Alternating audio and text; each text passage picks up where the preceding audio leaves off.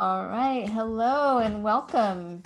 Welcome to Healthy Relationship Sisterhood. I'm Robyn Smith, and I'm excited to be with you here tonight and to share with you my wonderful guest, Vanessa Callaghan. Welcome, Vanessa.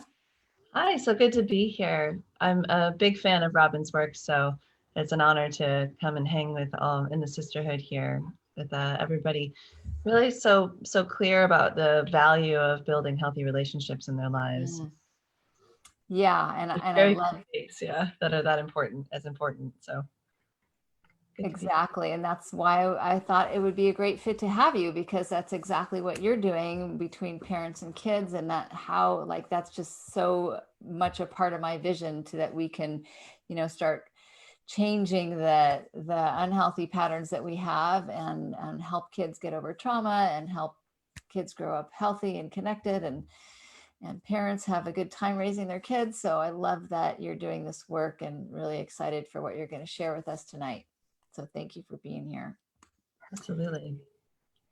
So So I'm going to share a little bit about who you are for people who don't know you, and then I've got some questions for you. lovely. So here, I'm going to read your wonderful bio. And MED is Master's in Education, right? That's right. Okay, so Vanessa Callaghan has a master's in education, is a parent empowerment coach known for her refreshingly honest, hands-on, and personal approach. She empowers parents to find the calm, confidence, and tools they need to address challenging behaviors such as meltdowns, power struggles, sibling fights. I could have used you way back when, and motivation issues. She helps families shift painful dynamics so that love can flow more freely between family members while they build resilient, lifelong relationships based on respect, appreciation, and love. Vanessa is the founder of Raising Our Resilience and draws upon 15 years of classroom experience and her educational research background in positive psychology, Montessori, motivation, child development, and resilience at UC Berkeley. Awesome school. She also brings her life experience as a step parent, caregiver, member of the LGBTQ community, and mixed race person of color to create a safe, supportive, shame free learning environment. She works with clients in one on one private coaching, intensives, and a year long program called the Family Foundations Immersion. So, welcome again, Vanessa. Thanks again for making some time to share your expertise with our group. Absolutely. Yeah, so good to be here. And just want to say that just the fact that you're in this group tells me, for all of you who are listening, who are here with Robyn, that you already understand on some level how important it is to prioritize the relationships in your life and, try and build healthy and for kids, especially like a rock solid relationship that will endure the challenges of that life will bring, so that you can be there, have each other's backs through thick and thin. So you're already on your path, I can tell, just the fact that you're in this group. So well done. Just congratulate you with that already.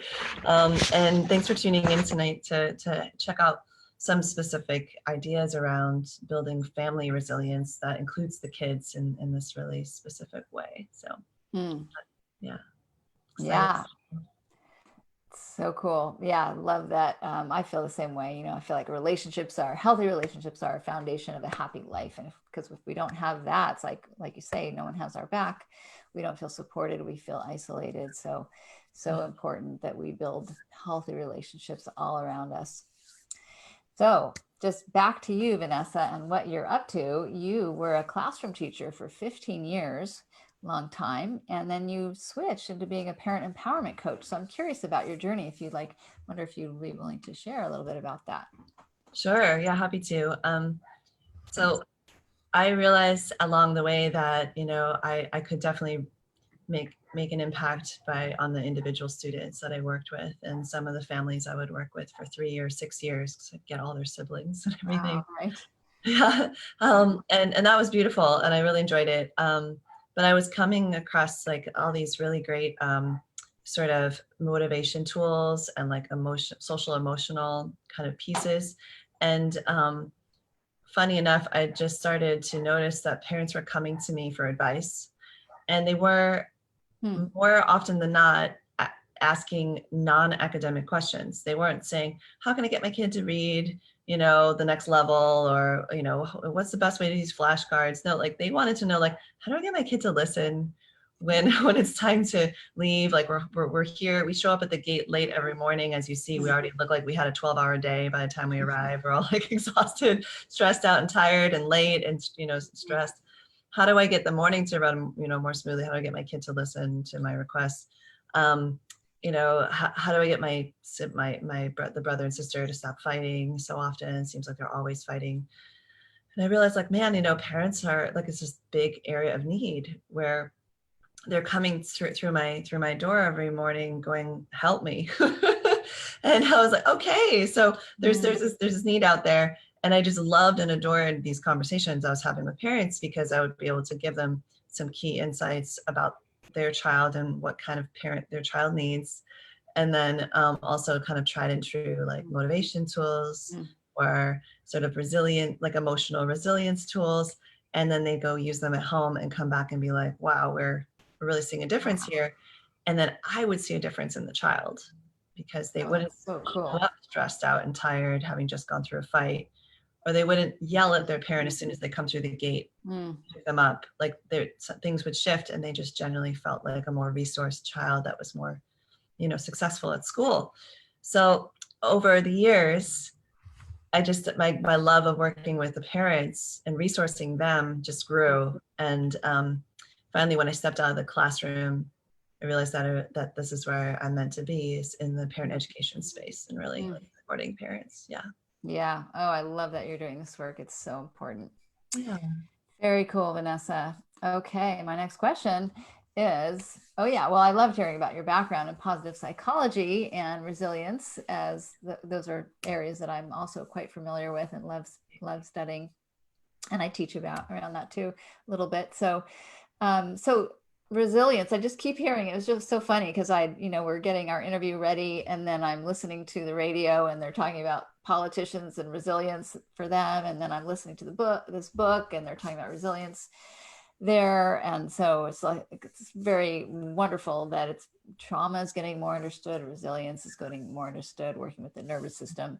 So I'm just thought we should talk about what that means, in case there are people who aren't familiar with this term, and also especially how how you're applying it to parents and families and or caregivers and their kids.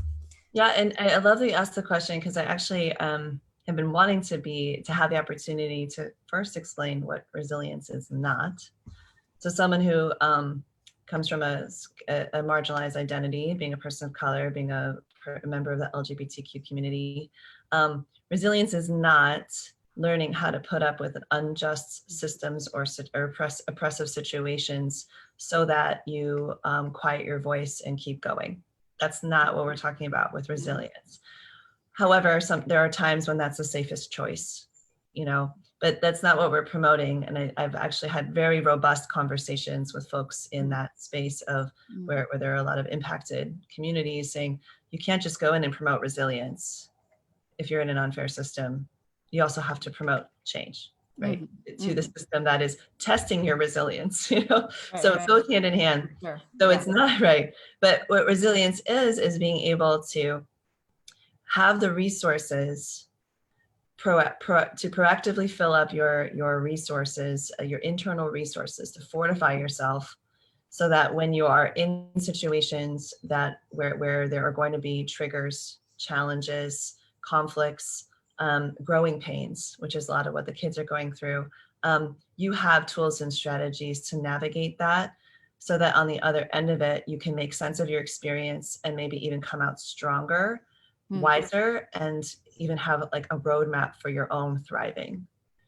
So you can hear there's like before strategies, there's during the actual, sort of resilience testing experience, and then there's the afterward. And this goes hand in hand with what we know about, trauma prevention, trauma recovery as well. So you don't have to necessarily identify with having been traumatized to be able to lean into the resilience tools.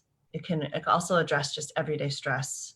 Right. Over time can wear us down and make us, do things like end up ruining relationships or getting sick, you know, or having to like quit a job that you wish you didn't have to. Like, you can get off of that path and get onto the path of thriving and becoming wiser and stronger through your adversities.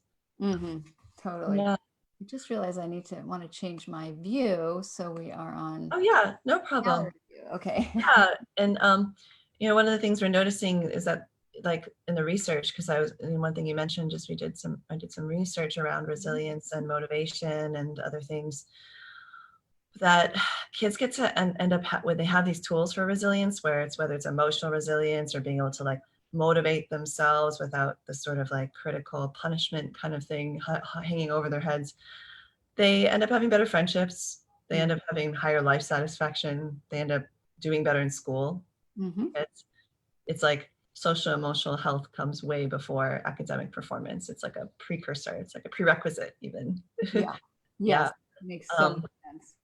Yeah. So when kids are more resilient, they end up having higher GPAs a lot of times. You know, that there's correlation. They end up having less anxiety, less depression in their teen years. They take less risks that are unhealthy. They make more healthy choices. And that's also about like who they end up in relationship with, making sure that, you know, they're choosing healthy friendships and romantic and even work relationships in the future. So yeah, it's a great way to set kids up for success, is giving them resilience tools. Makes so much sense. Yeah. It's kind of supporting the nervous system supports your whole life. Your emotional resilience. Yeah, I love that. I love that you're doing that. Okay, moving along here.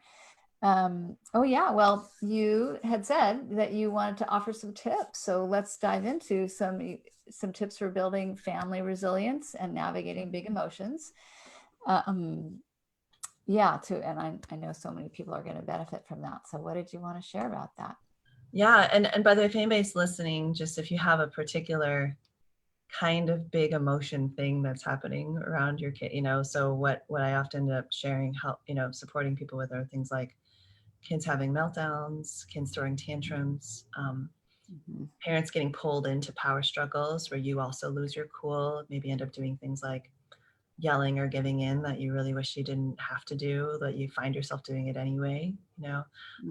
If you have a specific example and you're listening, please put it in the chat, and then I can also give you some specific suggestions on your situation. So like the age of your kid and like what you're noticing, what tends to happen, that'd be great. But I'll give you 3 general tips that I've given to now thousands of parents over the last, you know, almost 20 years. So the first one is, when kids are having a strong emotional experience, we need to get on board with the fact that it's developmentally appropriate, normal, natural, like a pre-wired response to being young in the world with limited life experience, with the fact that their nervous system is still developing. They don't necessarily know what to do with the sensations they're experiencing. And so these big emotions are going to be the way that they're going to communicate with us their distress. I have this whole piece on that I'm going to go deeper into in a webinar on Saturday on just this topic. But the idea is that we are hardwired to melt down as a natural way to inspire caregivers to act on our behalf. And meltdown, yeah. So I mean, they even did studies of like the verbalizations of toddlers to see if there was some kind of like universal toddler language. And they almost all had this similar, within a certain range of frequency of tone of their sound of their voice when they're having a meltdown. Wow. So it's almost like this universal like cry sound. And the even more interesting part, the second half of the study, was what does it do to the brains of the caregivers in their area, in their region? And it turns out that their mirror neurons fire, and they actually have a similar brain pattern, like of activity, as the child who's crying. So it's literally working. It's like, I'm going to give off a tone, or I'm going to behave in such a way. I'm going to, you know, if you believe in energy, I'm going to give off a certain vibe here that is going to make your nervous system mirror mine a little bit, so that you can realize that there's something that needs attention here, and be inspired to do something. Yeah. Wow. So just getting on board with the science behind it of like, oh, this isn't personal. My kid's not necessarily manipulating me or, being a brat. My kid's not necessarily like out of control or crazy. Like there's all these judgments we can have when kids have big emotions.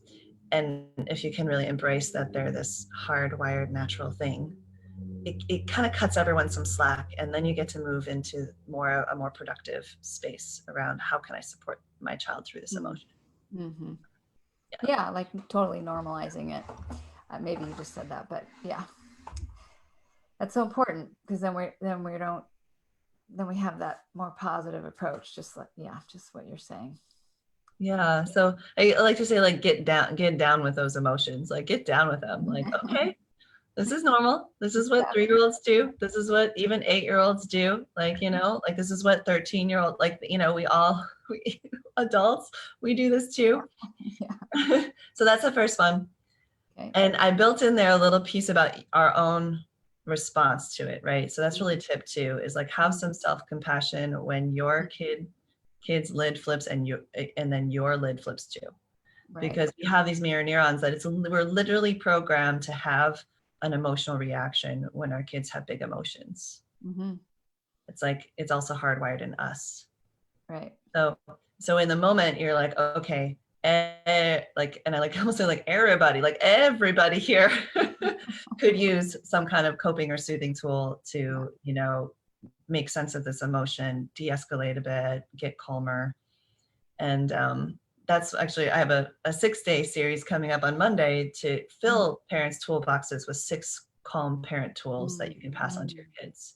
Yeah, because what about in the moment, Vanessa? Like, what do you do when that lid flips or when that calm is lost? And there's some great hacks for soothing. So knowing that it's natural and normal for the child to get upset, it's there for her purpose. When you get upset, if you have that emotional reaction too, that's also normal and natural, and it's supposed to inspire you to take action. And then my third tip would be focus on emotion coaching. So helping them through that emotional experience in a way that helps to raise their self-awareness, their ability to self-express, and eventually to be able to make productive choices with like how, once they make sense of their emotion, like what are they going to do next?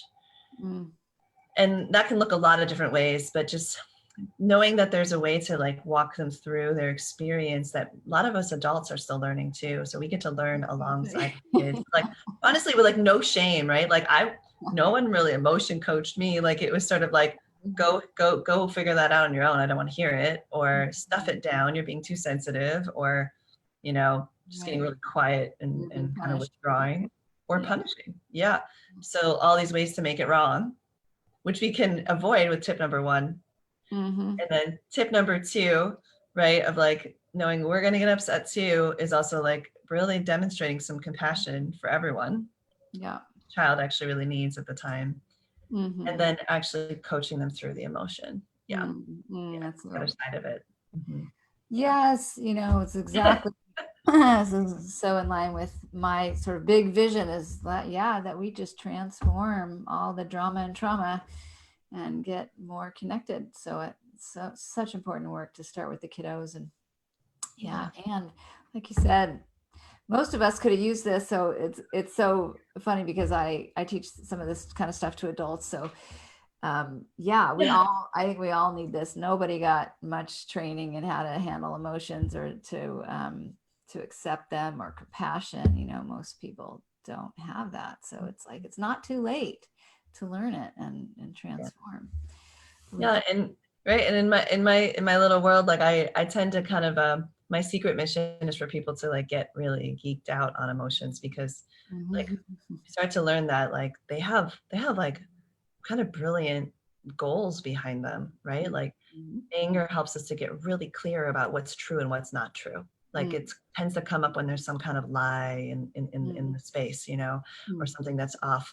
And kids with their limited life experience will get mad about things that, because they don't have all the information yet, they're going to be getting upset about things that you can't relate to a lot of times, right? But if you can empathize for a moment of like, oh, well, they don't understand it yet. So of course they're like mad they can't watch another episode. Like, why? They're going to challenge it. There's something really important about that emotion, anger. Like it really can drive towards truth and more understanding if harnessed properly. It's all got a lot of energy, right? Yes. For example, or like sadness, we can start to make sense of loss and realize like what's really important to us. Because if we start to feel like, wow, that must have been really meaningful to me, if I feel such a sense of loss around that friendship or that opportunity or that, maybe living thing, you start to realize that life is precious, or not to take for granted your opportunities or whatever it might be. So yeah, I love like playing in the space of like, what if this isn't something that is in our nature that we need to control and get rid of? What if this is something we can actually harness and live a better life through this lens, like a fuller expression of ourselves? So yeah, totally with you. I love those descriptions too. I haven't thought about it quite that way. So thank you for that. sure. Yeah, we befriend our emotions over here, and so it's like, just like the rest of what you're saying, they're normal. There's nothing wrong. I mean, all humans have all the emotions. So yeah, it's like our society needs to change its whole perspective on this type of stuff. Like, it's not okay to be angry. It's not okay to be sad. It's not okay to cry. You shouldn't be scared. All those messages that we get are just so, negating our natural experiences. So. Yeah, and I think it's kind of reduces us down to our thoughts and our bodies, instead of having the heart and the soul involved too. So yeah, and kids by nature are a lot of heart and a lot of soul. Like you can't. That's one thing I love about being around young kids, is like you get it all. Like it's all there. It's all in there. Yeah, and they're body oriented too, right? They feel so much, and they're more in touch. Yeah. Love this conversation. Cool. I'm going to pop it in the Facebook group. I know there's been some comments. Yes. So someone's asking about the link. Carmen, I will put that in the chat. Kathy says, anger issues are quick to anger. He's 21 with autism and well functioning. Yeah, that's her son. So that's a challenge. Promoting change, test your resilience. Absolutely. And thank you. It's so important that you do this service for the community. So that's what we're having in the chat. So I think, we already touched on my last sort of comment, which was, yes, this is helpful for adults. So we all could benefit from Vanessa's teaching. And as Carmen was asking, you do have two amazing events coming up. And so I'd love for you to tell us about them. And I will go ahead and put the links in the comments while you're telling us about what's coming up. Yeah, so on Saturday, we'll be gathering in the morning for a webinar that's going to be focused on how to navigate these big emotional experiences with more calm and more confidence. And we'll build off of those first couple of tips I shared with you about like how we're hardwired to have these big emotional experiences. And I'll be sharing some really key stories and insights about how we can sort of like reframe the whole thing and even start getting into some tools and strategies that really work, and when to use them and when not to use them. Because the brain is in different states at different times in these big emotional experiences, and for us to get really good at reading what's really needed here. And it absolutely applies to our emotion coaching too. Like, what do I really need to keep focusing on this right now, or do I need to take a break from this, right? Like, what level am I at of upset, and what do I really need here?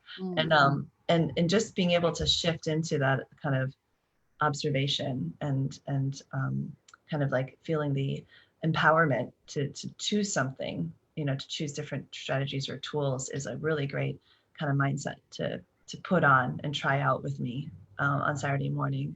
I've had people walking away saying like, I tried the model you shared with us with my kid that night, and it totally worked. Like, it totally clicked. I've had people come back to me a year later and say, I still use that tool that I got out of that one workshop. So at the very least, you'll walk away with like, some key insights, and one of them will probably click for you and feel really like a good, authentic one to use. Great. And that's free, right? Totally free. Yeah. And then on Monday, we kick off this 6-part series that I was talking about, where you learn each day we're going to learn a different strategy, and it's just for 30 minutes in the morning. Okay. Um, and and you get to learn a different kind of calm parent strategy, or just calm human Right, right. strategy. And I will make sure to share all the variations that I know of that kids love. Because let's say it's a breathing tool, which is what we're going to be working on Monday, and we all know about taking deep breaths. But how do you get your kid to actually do it? You know, Mm, and make it memorable so they'll remember to do it. And so it's like appealing to them. Different breaths for different kids. And so, that's you know, great. I mean, yeah, I'll share all different Love variations that. that you can find the one that you're will really light your kid up and be more excited to use. And maybe your own will be a little bit different. You'll pick a different one than Mhm. your kid will pick, you know. Right, you can breathe So together. that's going on. It's also free. Yeah. Also free. Great. So those Yeah. are available in the chat. Those sound so good. I'm really glad you're offering those. So yeah, people can check that out in the comment section and click on those links. They're both free events full of great tips. And so let us know if you do have any questions for Vanessa while you're here. Yeah. Um, and is there anything else in the meantime, Vanessa, that you want to add? We're just going to wrap up pretty soon. Yeah. Well, a couple of things. I think, you know, if anybody in your world comes to mind, especially as we're all having a lot of us having a lot of time stuck indoors with children, for folks in your world who you think could use some tools, like feel free to share those links with them. You Mm, know, some of those kind of like could be a little bit of a light in the dark, to just grab a couple of tools and have it make that difference. yep. So I just encourage you to share. And also, you know, anybody in your world who takes care of kids, whether they're a parent, a grandparent, a bonus parent, an educator, it really is the most valuable job on the planet. I can think of no more important job, right? Like, yeah. So if you have anybody in your life who you know is like really put their heart and soul into their caregiving and parenting, just give them a little love, give them a little text right now. You know, just let them know, like, hey, I just listened to this parent coach, and she was just really at like lifting up the status of parents, like, and caregivers. Like, it is the most valuable job. You can maybe send them a little love note, or give yourself that little moment to say, you know what? Yeah, it is. And Mm, don't we deserve tools and trainings and tips like any other? Like, can you think of any other occupation that has so much responsibility, such huge high stake outcomes, but doesn't have like a solid, sort of program or training in place? So I saw that gap, and I needed to create something for it, and that's what I'm up to. And I think, just letting people know that it's available. You don't have to do it on your own, and there are totally strategies and tools that make those difference, that make that difference in the family. So, sounds like they make a big difference, and they make a difference in the classroom too. oh, for sure. Teachers Yeah. managing 20, 30 kids, that's going to be super helpful. Yeah. Yeah. And what happens on the other end is amazing. The kids end up Mhm. learning all these tools and strategies for resilience, but you also just get to have like smoother routines. Kids are listening more. There's less nagging and chasing after things. There's more time to play and time to enjoy each other. Instead of arriving at school like looking like you already had a 12-hour day, you still got like light and shining in your eyes because your kid ran their routine for the first time that morning all on their own, or Wow. decided to pitch in and make breakfast for everybody. Like, I recently had one of my clients, their team did that, and it was like this like breakthrough. Never had they ever thought. He'd be like, can I make the eggs today? Can I set the table? And like, he really got into it. And it's like 15-year-old boy, right? So, and not to say boys wouldn't be into it, but it's just like, it was so outside of what they had been experiencing with him. So those are wins. We can get those wins with our kids. Yeah, those are big wins that are going to make lasting change too. Absolutely. Yeah. Set our kids up right. I'm just popping into the group, see if there's anything else. I don't see anything. So, yeah. Oh, no, that was me. Okay. Well, Vanessa, it's been such a pleasure having you. I feel like maybe I'm going to show up, even though I'm not a parent or a caregiver, but I'm sure I would benefit. So thank you for popping in here and giving us your time, your precious time, and these great tips. And I'm so grateful for the work that you're doing in the world. It's really changing the playing field. So I'm excited for how we're going to watch the generations shift Really. to, yeah, greater connection and harmony and joy. It's such important work. I feel like we're like, you know, on the same mission here, because when you build the healthier relationships and with the adults who are around the children, who Mhm. are the ones, you know, modeling what that looks like, Exactly. that has a huge impact as well. So thank you for all the good work you're Mhm. doing. And those of you who maybe haven't worked with Robyn directly yet, she's amazing. She's so No. insightful, incredibly powerful. And Robyn, I just love how insightful you are. Like you just kind of like listen really well, ask the right questions, and you're like, Mhm. you know, you might want to look at this. And it was just all of a sudden you're like on a whole new page and you're like, wait a minute, how did we get here? It's because Robyn's amazing. So if you landed in this sisterhood and have had a chance to connect with Robyn, that's excellent. If you haven't yet, like take her up on whatever she's offering next, because it'll transform your relationship.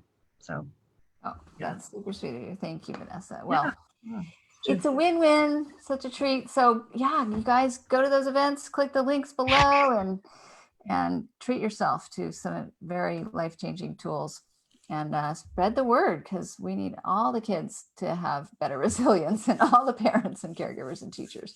So this is important. Thank you, You're everyone, very for welcome. showing up. And if you do, if you're watching the replay, you can just feel free to ask a question, and we'll, Vanessa's in the group, you can tag her and she Absolutely. will come back and respond, or I will. And so yeah, let us know if you have any questions for us. Absolutely. Yeah. Have a good night, everybody. Thank you so much, Robyn. You're welcome.